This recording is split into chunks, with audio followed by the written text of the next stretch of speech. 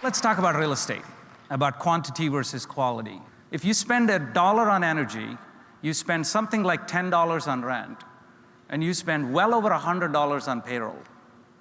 So up until now, in terms of how the real estate is consumed, there hasn't been a lot of focus on the $100 plus of payroll that is spent in the building, right? If you can make a 5% impact on people, that is 5 times as much as the entire energy consumption of the building. And ultimately, decision makers will respond to economic incentives when they look at their own business or the competitiveness of their own business as it relates to the choices that they're making when they're creating space.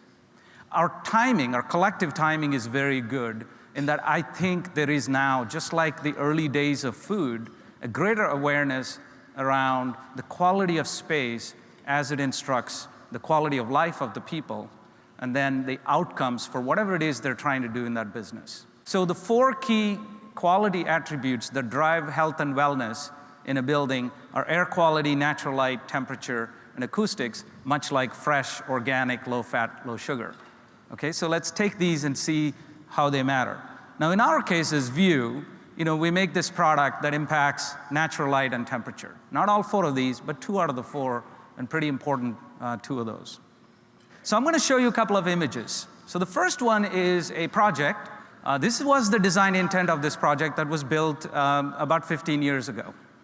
This is basically the architect's rendering. The outside look of the project would look like that on the left. The inside feel of it is on the right, and that is what that project's owner was deciding they were building. A prospective tenant was seeing that they would occupy. Okay? Let me show you what actually happens. So the left-hand side is not that particular building, it's a different one. We'll actually show you how that building looks right now. One of my colleagues at View calls it broken teeth. But in reality, that's how buildings look from the outside. From the inside, it's actually much worse. The occupants are actually paying for the bad design decisions that were made, where literally in this case, this lady is having to have an umbrella inside the space. Let me go a step further and show you that same building that you saw rendering for, how it actually looks today. This is a video camera that we put on the next building and looked at this building for 30 days in a row. What you see is almost none of the shades actually move at all, independent of the lighting conditions. So buildings aren't actually functioning even the way they were intended. This is what we do at View. We basically make sure that the window does what it's supposed to do, which is bring natural light, provide views, get rid of those blinds and curtains, get rid of hot spots in the buildings so that the temperature is more uniform, and you control glare and heat, and you eliminate blinds and shades. Very, very, very simple. We use this nanotechnology and this intelligent control system in order to achieve this type of improvement in a building. So we started to then link the device characteristics to biometrics, like what happens to the people, and then outcomes for businesses. So I'll show you some examples of real-world data that we've collected in buildings in which View is installed. We are now in about 400 buildings, representing 30 million square feet, with about 30,000 people in the buildings. So we have the law of large numbers. We can start to mine the data and look for patterns. And I'll share with you a couple of those patterns. First is a study done by Professor Alan Hedge at Cornell University.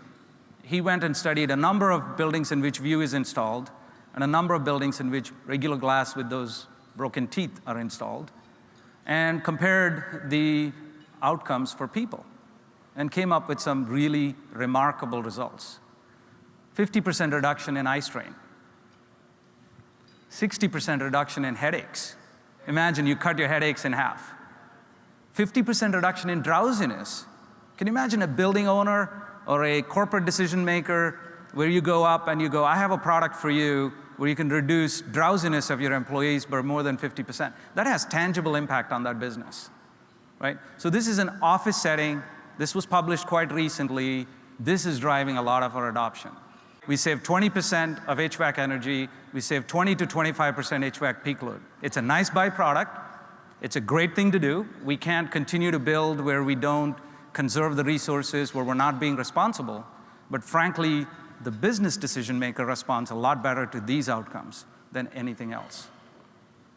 I'll give you a completely different setting, an airport. We published this also about a month ago, jointly with Dallas-Fort Worth Airport.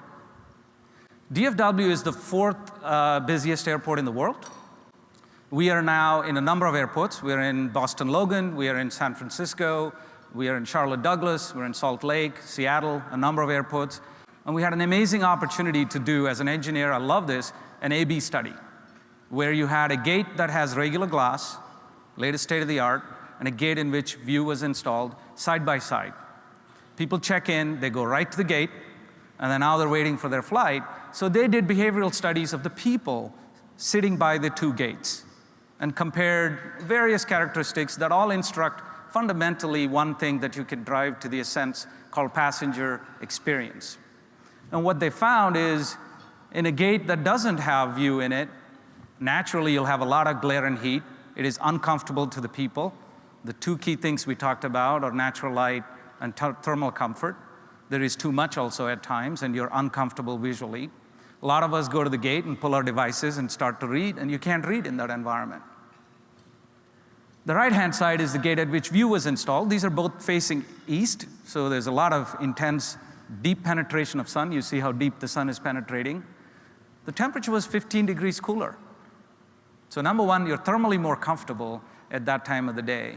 And number two, there's much better access to natural light and views. People go to the gate so they can be close to their departure area, but also they're able to see the airplanes and kind of the action that's going on, right? So they're in a much better environment to experience that space compared to regular glass. But it gets even better. They actually took another space in DFW that had a lot of heat and glare issues. This was a bar and a restaurant called Twisted Root. It's a local Dallas restaurant that has an airport location, and there was a lot of complaints about heat and glare. They replaced this with View Glass, and they measured really only two things. In retail, what matters is dwell time. How long are people in that space? And if they spend more time in the space, they consume more. In this case, they spent 80% longer where View was installed. And they compared a 6-month period to the same 6-month period a year later. So they had exact data on concession sales. They were able to normalize for all the seasonal adjustments, et cetera, and they found that sales went up 100%. 100%. Now, if you connect all the dots from what's happening in the device, which is it's controlling temperature, it's controlling light, what's happening biometrically, which is we're feeling the glare or not, or we're feeling thermal comfort, to the behavior, which is dwell time, how long do you choose to sit in one place and how you behave while you're there, to then the outcomes, which is what happens to that business as a consequence of that occupant behavior. And you can now think of all the different settings in which we all build, residential, office, airports, hospitals, you name it. You start to measure the effectiveness of that technology by the outcomes for the business. And if you think about an energy manager in a building, they're a cost center primarily. If you think about a CEO or a business unit head, they're bringing revenue. So if you focus only on the cost center, okay, it's important, and you try to guilt them into action because the world is falling apart and so on, it's also important, but it's far more effective, far more powerful if you can focus on the health and wellness of the people and then use that to connect, make that final connection to the outcomes for that business. So that's what I wanted to share with you. Change is amazing. We're big believers in change. Hats off to everybody's work in this room. I hope you enjoyed that. Thank you.